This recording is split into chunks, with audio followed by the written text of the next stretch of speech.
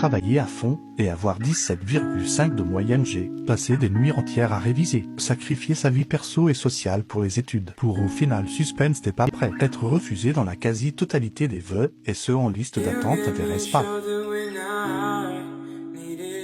Ça, c'était moi il y a 3 ans. Et si je vous fais une vidéo aujourd'hui, c'est tout simplement pour faire un message à ceux qui sur Parcoursup vont être déçus de leurs résultats. C'est juste pour vous dire que vos résultats ne vous définissent pas. Moi, j'ai eu 34 vœux de refusés, un seul d'accepté, et j'ai continué. J'ai été en prépa, j'ai passé mes concours, et maintenant, je suis dans l'une des meilleures écoles d'ingé de France, qui est dans le top 10. Donc tout ça pour vous dire que Parcoursup, ce qu'ils vont vous donner, de une, ça peut démoraliser, ça peut faire hyper mal, mais surtout pour rien du tout. Parce que ce qui compte, c'est votre motivation et c'est de savoir où tu veux aller.